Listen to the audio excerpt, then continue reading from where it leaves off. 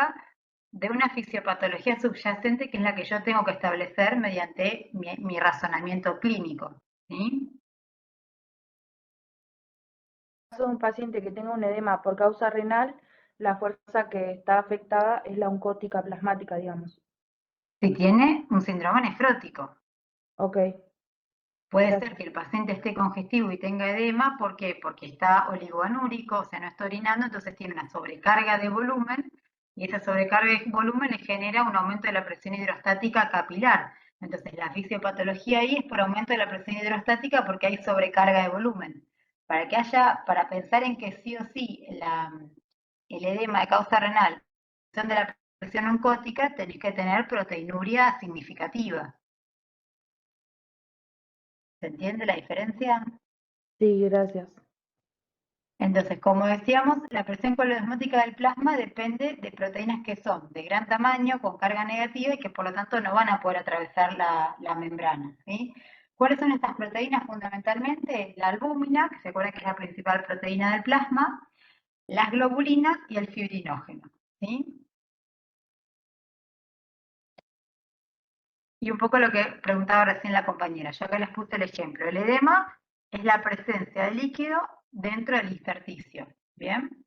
O sea, del desequilibrio de estas fuerzas de Stalin se va a producir el pasaje de líquido hacia el intersticio y la manifestación clínica de eso es el edema, ¿bien? Entonces, fisiopatológicamente el edema puede tener múltiples causas. Por un lado, disminución de la presión coloidosmótica, como dijimos acá. ¿Sí? Fíjense, disminuye la presión coloidosmótica del plasma, aparece edema. ¿En qué situación clínica va a haber una disminución de la presión coloidosmótica del plasma? Que las mencionamos recién.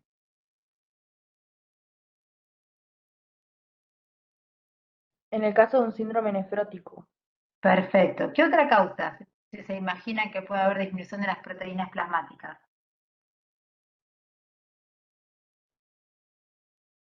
Cuando hay una mala absorción.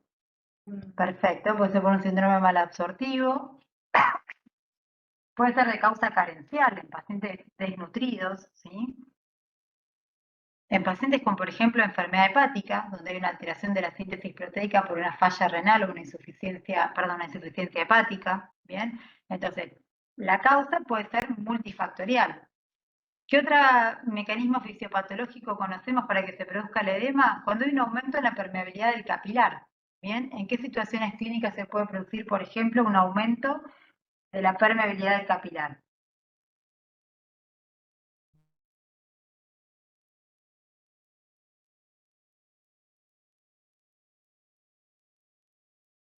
Por ejemplo, en casos de quemaduras, en casos de inflamación, ¿sí? Hay un aumento de la permeabilidad. Vieron que es muy común que las pacientes con quemaduras severas terminan falleciendo en muchos casos porque hay un desequilibrio hidroelectrolítico, porque se altera esta membrana, ¿bien? Entonces hay un pasaje del líquido hacia el intersticio y complicaciones con sobreinfecciones bacterianas y demás, pero fundamentalmente por alteración de esta membrana, ¿bien?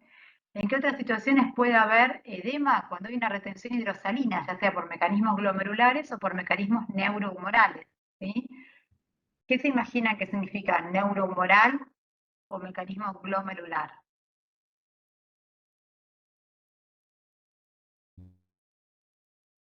¿Se acuerdan a nivel del glomérulo que teníamos la mácula densa y ahí actuaba el sistema renina-angiotensina-aldosterona? Entonces puede ser por mecanismos glomerulares mediante la activación del sistema renina-angiotensina aldosterona, ¿sí? Los mecanismos neurohumorales lo mismo, tienen que ver con mecanismos de activación neurohumoral como por ejemplo la hormona antidiurética o la misma producción de aldosterona, ¿bien? En casos de aumento de la presión venosa, por ejemplo, como dijimos, pacientes con una insuficiencia venosa, pacientes con algún tumor que genere una compresión con la consiguiente aumento de la presión venosa, o lo mismo en caso de un drenaje linfático inadecuado, ¿bien? El famoso linfedema. Cuando hay un excedente de líquido que no puede reabsorberse a través del sistema venoso, lo hace a través del sistema linfático. ¿Se acuerdan que el sistema venoso era un sistema de una alta complacencia? Significaba que podía contener grandes cantidades de volumen con pequeñas variaciones en la presión.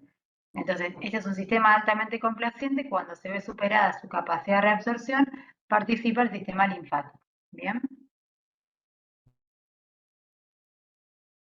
En este caso, vamos a hablar del síndrome nefrótico, que justamente el mecanismo fisiopatológico que se va a ver afectado y por lo cual va a haber producción de edemas, es por la disminución de la presión coloidosmótica porque hay pérdida de proteínas. Pero acuérdense que puede haber otras etiologías como mencionamos antes. ¿Bien? Coloidosmótica plasmática era, ¿no, profe? Sí. Lo van a encontrar como presión coloidosmótica o presión oncótica. Es lo mismo. Sí, gracias. ¿Sí?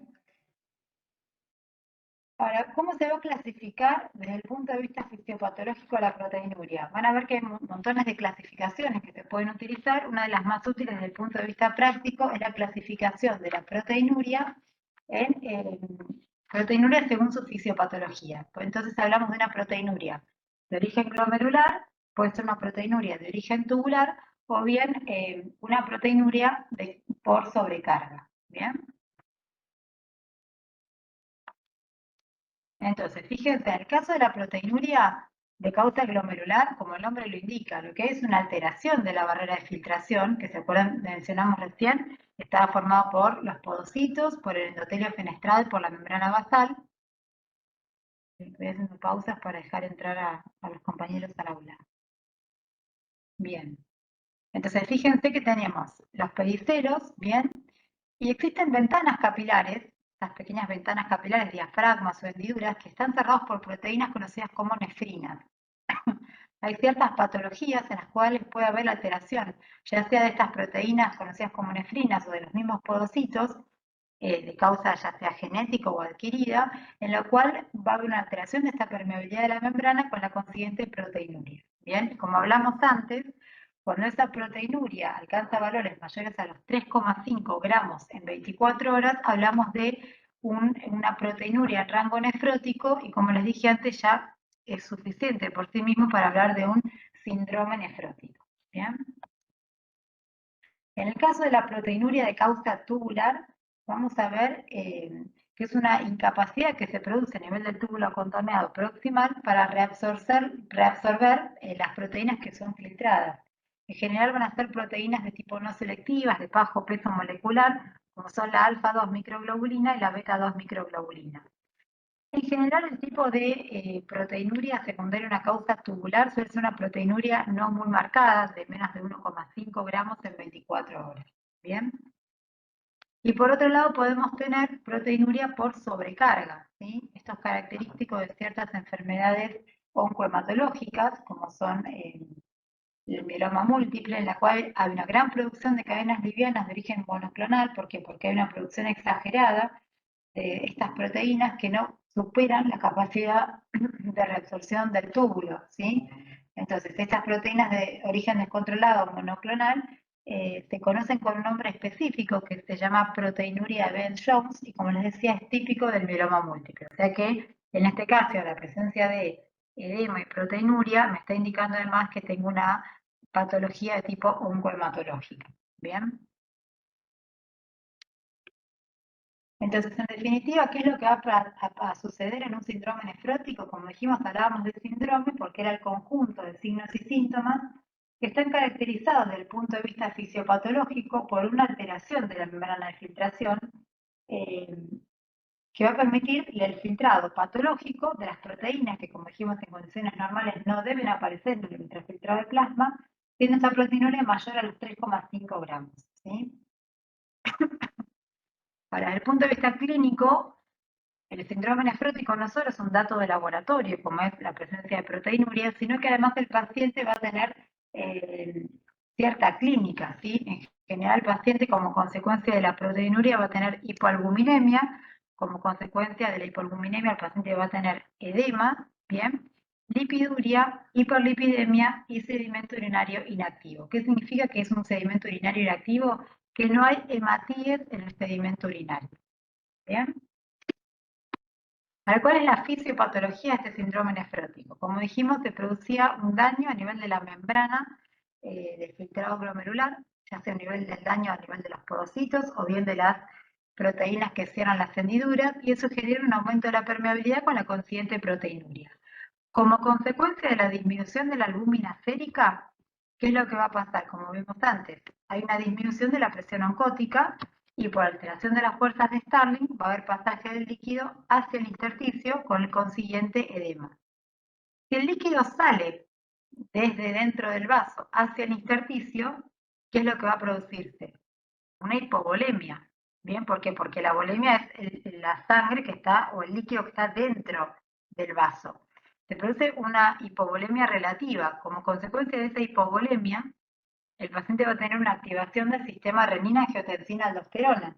Si se activa este sistema renina-angiotensina-aldosterona, lo que me va a generar es aumento de la presión arterial y como consecuencia de la disminución del volumen efectivo, el paciente puede tener también oliguria.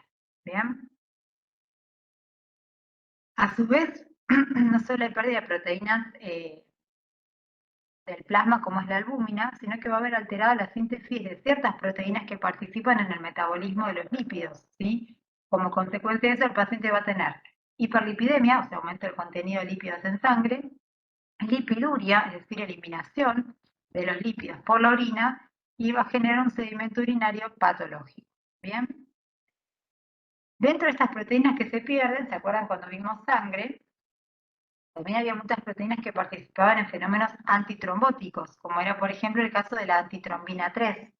Como consecuencia de la pérdida de la antitrombina 3, el paciente va a tener un estado protrombótico con mayor riesgo de trombosis. ¿Bien? También va a verse alteradas ciertas proteínas con función transportadora, como puede ser la tiroglobulina, que es la encargada del transporte de la hormona tiroidea. Por lo tanto, el paciente puede tener clínica de hipotiroidismo y como consecuencia de la pérdida de gamma-globulinas que participan en reacciones de respuesta inmunitaria, el paciente va a ser más propenso a las infecciones.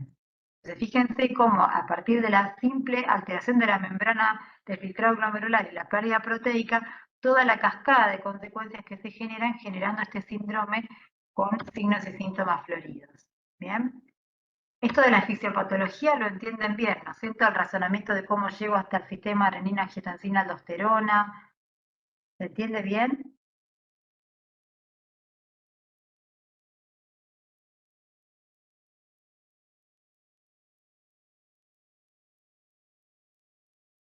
Sí, profe, se entiende. ¿Sí? Bien. La idea de esta semana de morfo y habilidades clínicas es plantearles un par de casos clínicos donde a lo mejor les decimos, paciente de 50 años, consulta por disnea y edema de miembros inferiores, y la idea es que este razonamiento fisiopatológico lo hagan ustedes razonando los 4 núcleos. ¿Sí? Un paciente que tiene una enfermedad renal, que tiene insuficiencia renal, ¿por qué puede tener disnea?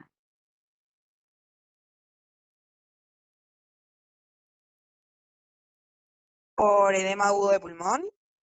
Por edema agudo de pulmón puede ser si tiene una sobrecarga de volumen o un aumento de la presión hidrostática capilar y hay un trasudado hacia el espacio pulmonar. Eso puede ser un mecanismo fisiopatológico. ¿Qué otra causa de disnea más insidiosa, crónica, en un paciente con falla renal? ¿Anemia? Anemia. ¿Y por qué puede tener anemia un paciente con insuficiencia renal?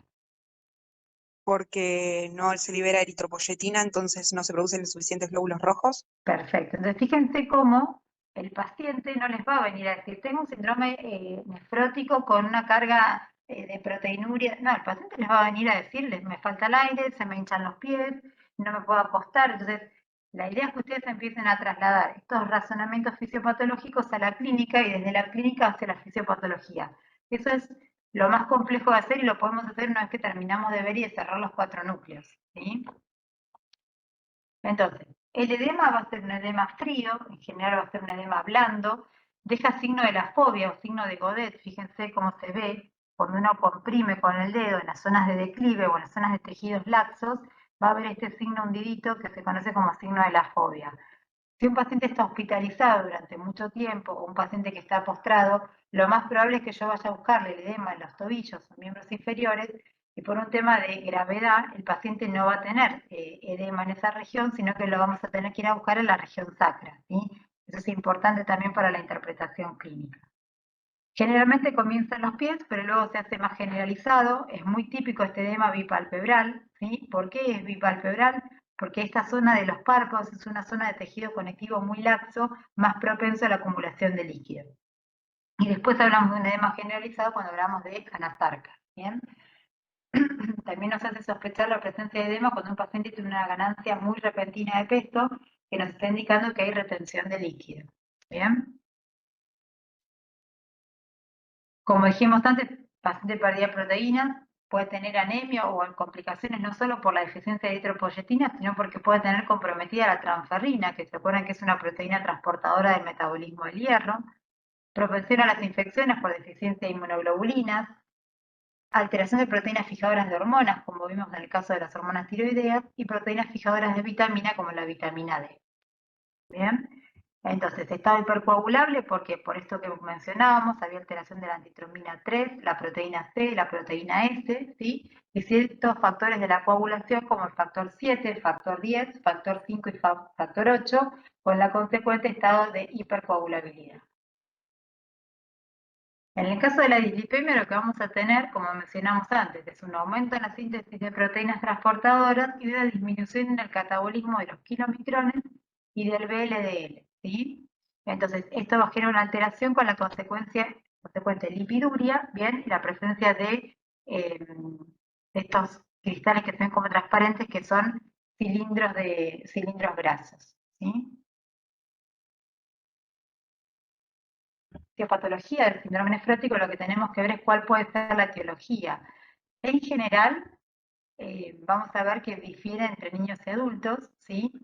En el caso de los chicos, la causa más frecuente, en el caso de los chicos, la causa más frecuente, prácticamente el 80%, es la nefropatía con cambios mínimos, mientras que en los adultos la mayoría de los casos se debe a una nefropatía de tipo membranosa. Pero recuerden que la fisiopatología en todos los casos es una enfermedad primaria autoinmunitaria, ¿bien? Aunque puede haber causas secundarias que tienen manifestación glomerular, como ciertas manifestaciones o enfermedades multisistémicas, como por ejemplo la amiloidosis, el lupus eritematoso sistémico, ciertas vasculitis e incluso la diabetes. ¿Bien? Entonces, cuando hablamos desde el punto de vista etiológico, podemos hablar de glomerulonefritis primarias, cuando afectan primariamente al glomérulo, o secundarias que como parte de una enfermedad sistémica producen afectación o compromiso del glomérulo renal. ¿Dudas, preguntas del síndrome nefrótico?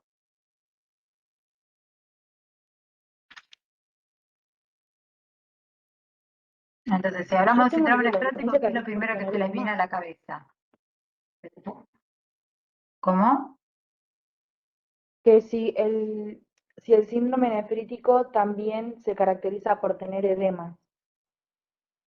Sí, porque puede haber pérdida de proteínas, pero no es lo patognomónico, digamos. Lo característico del síndrome nefrótico es la presencia de una proteinuria tan marcada que enseguida compromete la presión oncótica del plasma y la manifestación clínica es la presencia de edema. ¿Recuerdan que dijimos que al principio de las enfermedades glomerulares podía haber manifestaciones inespecíficas, hipertensión, edema, proteinuria? Ahora, cuando hablamos de síndrome nefrótico, enseguida tenemos que pensar proteinuria mayor a 3,5 gramos día y como consecuencia de eso la presencia de edema. ¿Bien? Eso es lo primero que tenemos que pensar en el síndrome nefrótico desde el punto de vista fisiopatológico, la alteración de la membrana de filtración glomerular como consecuencia de mecanismos autoinmunitarios. ¿Bien?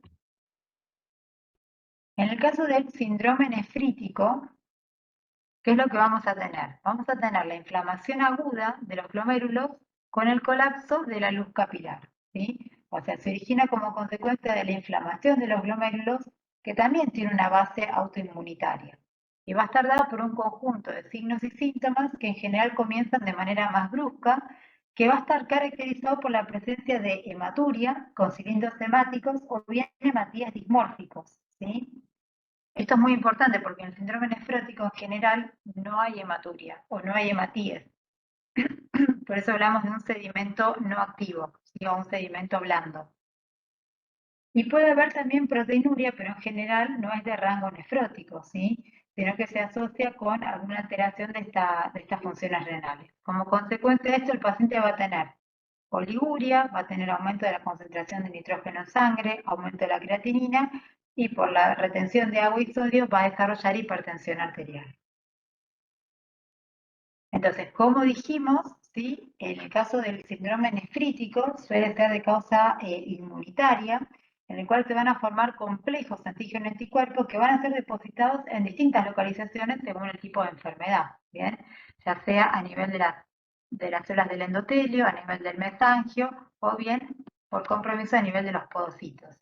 Y esto es importante porque la característica de los depósitos y el lugar en donde se van a localizar estos depósitos van a dar como resultado distintas variedades en la expresión clínica y en la evolución, ¿sí?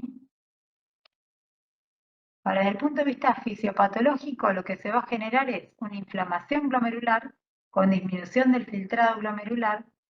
Va a haber una reabsorción conservada de agua y sodio en el túbulo distal con la consiguiente retención de agua y sodio, y el paciente desarrolla oliguria, es decir, hay una disminución del ritmo diurético. Bien, como consecuencia de la oliguria va a haber una expansión del volumen de líquido extracelular con expansión del volumen plasmático y aumento del gasto cardíaco que va a conllevar al desarrollo de hipertensión arterial. Profe, tengo una duda Sí, respecto a la imagen anterior que decía que se acá. mantenía conservada la reabsorción de agua y sodio en el túbulo distal. Sí. ¿Eso no podría generar en algún punto aumento del sodio plasmático? Bueno, vos tenés aumento del volumen plasmático porque hay retención de agua y sodio, ¿sí? Y eso va a generar aumento del gasto cardíaco. Ok, gracias. Entonces, fíjense acá, el paciente lo que va a tener es una inflamación con injuria endotelial, o sea, acá hay un proceso bien inflamatorio. En el otro caso tenemos una alteración de la membrana de perfusión, pero acá hay un proceso inflamatorio con colapso del endotelio vascular, y eso genera de manera característica hematuria. O sea, siempre que, así como con el síndrome nefrótico, tenemos que pensar en proteinuria, en el síndrome nefrítico lo característico es la presencia de hematuria, ¿sí? El paciente además puede tener oligoanuria, proteinuria, pero de vuelta en un rango menor al rango nefrótico, es decir, menos de 3,5 gramos por día. Si hay hipoproteinemia, obviamente va a haber edema. Como consecuencia de la liguanuria y la expansión del líquido extracelular, el paciente va a desarrollar hipertensión arterial y va a tener un sedimento urinario activo. Activo se refiere a la presencia de hematíes, ¿sí? O de cilindros hemáticos. Bien, esto me habla de que hay una lesión a nivel glomerular. Entonces, fíjense, en otro gráfico vamos a ver la explicación de la fisiopatología del síndrome nefrítico, ¿bien? En el cual hay una lesión, una injuria del endotelio con aumento de la celularidad, y eso va a generar una congestión a nivel del capilar. Si el capilar glomerular está congestionado, me va a producir una disminución de la tasa de filtrado glomerular, que se ve una caída del filtrado glomerular, tenemos la mácula densa sentando a ese nivel, que lo que va a hacer es activar el sistema renina-angiotensina-aldosterona. Si la tasa de filtrado glomerular disminuyó, obviamente el paciente va a estar oligúrico, o oligoanúrico o anúrico, ¿sí? Con aumento de los niveles de nitrógeno en sangre.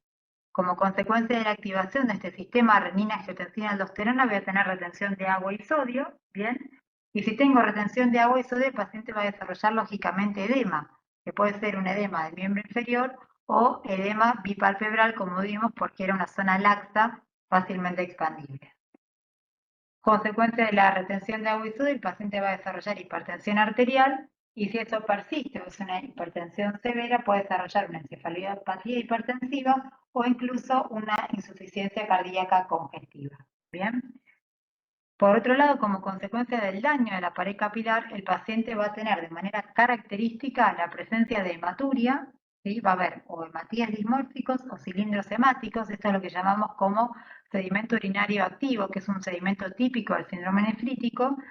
Por alteración de la pared capilar va a haber proteinuria y leucocituria. Entonces, ante todo paciente que presente una abrupta caída del ritmo diurético, con orina oscura o amarronada. ¿Por qué? Porque la presencia de hematuria genera este cambio en la coloración de la orina. La presencia de edemas e hipertensión arterial, tenemos que sospechar de un síndrome nefrítico hasta que se demuestre lo contrario. ¿Bien?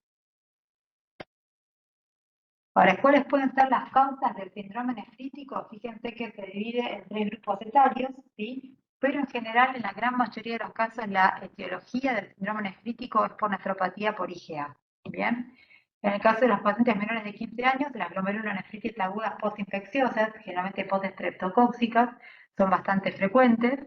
En el caso de los pacientes adultos, entre los 15 y los 65 años, puede haber nefropatía lúpica, ciertas nefritis hereditarias, o bien, vieron que yo les hablaba de, según la localización del proceso autoinmunitario, muchas veces se habla de enfermedad de membrana basal, glomerulonefritis rápidamente progresiva, tiene que ver por dónde es el depósito de estos complejos autoinmunitarios para el desarrollo de la enfermedad.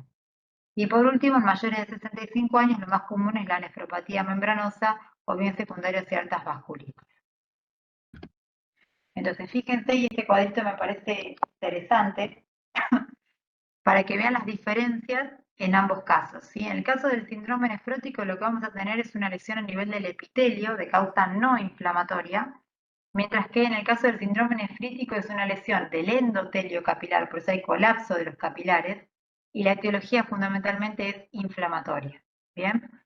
En ambos casos va a haber hipuria, pero en el caso del síndrome nefrótico la lesión es a nivel de la membrana o de la barrera de filtrado glomerular, mientras que en el caso del síndrome nefrítico va a ser una lesión inflamatoria del endotelio. Clínicamente la característica ahí está marcada. El paciente con síndrome nefrótico lo que va a tener es proteinuria, como consecuencia de la proteinuria va a tener edema y por pérdida proteica va a haber hiperlipidemia y lipiduria. ¿Bien? Eso es lo más característico del síndrome nefrótico. Fíjense que está marcado con oscuro y en color. ¿Sí? Y en el caso del síndrome nefrítico, que es de causa inflamatoria, el paciente va a estar oligoanúrico, con edema, hipertenso, con hematuria, bien, y la presencia de hematíes dismórficos y cilindros hemáticos en la orina y una proteinuria de rango no nefrótico. Profe, Sí. ¿por qué en el síndrome nefrítico el edema sería blando y en el nefrótico es duro? No, lo que pasa es que en el síndrome nefrítico es un edema más agudo, mientras que el síndrome nefrítico puede ser más insidioso en su tiempo de evolución. Es como que la presentación clínica del síndrome nefrítico suele ser mucho más florida y aguda. Ok. En cambio, en el otro, si el edema se perpetúa en el tiempo, se va organizando el tejido conectivo y puede ser que sea un edema más de tipo indurado. ¿Bien?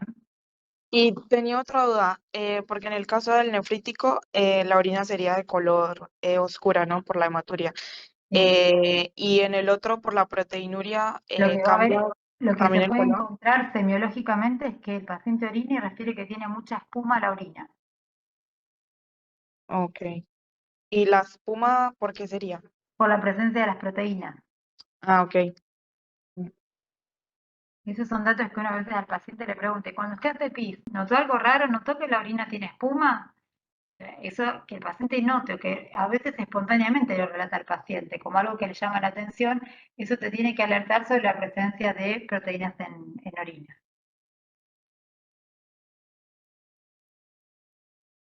Esto en realidad son dos síndromes que los vemos como para darle un cierre a los temas, a los 4 núcleos, un poco como hicimos con insuficiencia cardíaca o con hipertensión arterial, para tratar de razonar y ver la interrelación de estos mecanismos fisiopatológicos en el desarrollo de enfermedad. ¿Sí? Pero en general, mucho más que esto, no es necesario que vayan a leer a los libros de clínica médica, porque estos son los conceptos fisiopatológicos que son los que vamos a apuntar. ¿Bien? Profe, ¿el parcial Sí. es el sábado 18? El parcial es sábado, ahora no sé si cae 18, creo que sí, ¿no? 18 es sábado. Sí, sí, cae sábado. Sí, esta semana les damos estos casos clínicos para trabajar. La semana que viene hacemos el cierre, que en realidad son a modo de repaso los distintos temas, y el parcial sería el sábado 18. ¿Cómo vienen con los temas?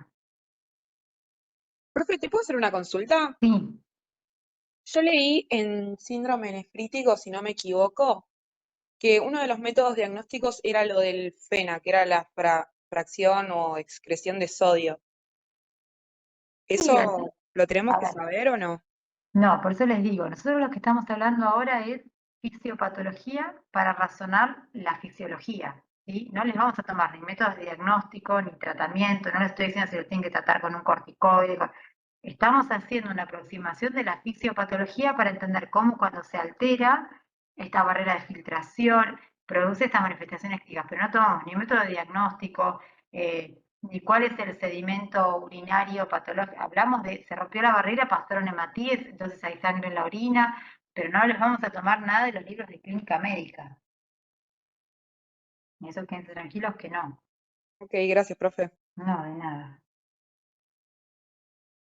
Bueno, chicos, esta semana entonces les estamos dando los casos clínicos para trabajar entre ustedes, para tratar de hacer estos razonamientos, estos algoritmos de fisiopatología, tratar de interrelacionar, ¿sí?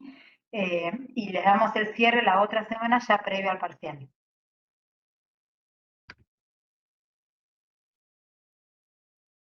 No sé si ya se solucionó lo del sondeo, ahora me fijo, igual ya estamos terminando la cursada, así que ya prácticamente ya está, porque el sondeo no se puede cargar, así que no se preocupen, ¿sí? Bueno, chicos, los libero, sé que están en época de parciales, cansados, así que no aflojen ahora y traten de meter la materia para diciembre. Profe, ¿va a ser la misma cantidad de preguntas al mismo tiempo? No armamos el parcial todavía, pero sí, la idea es más o menos la misma modalidad. Preguntas multiple choice, preguntas de respuesta corta y alguna que otra desarrollar un poquito más larga. Lo más probable, viendo cardiovascular, el loop presión-volumen de cajón se los vamos a tomar, ya lo saben. Profe, Bueno, gracias. ¿no habría posibilidad que extiendan un poquito más el tiempo? Sí, en realidad después lo charlamos, la última vez que fue 1 hora y media. Sí, 1 hora y media fue. Bien, bueno, lo planteamos ahora, próximamente nos reunimos para armar el parcial y se puede extender a 2 horas. Ay, Ah, sería buenísimo. buenísimo, Sí, porque a mí por lo menos me mató el tiempo en el primer parcial. sí, no, quédense tranquilos, en todo caso hemos de ampliarlo un poquito, quédense tranquilos. Mm, Bueno, Gracias. chicos, los libero, descansen y sigan estudiando y la otra semana nos vemos en la cruzada. Bueno, Chao, profe. gracias.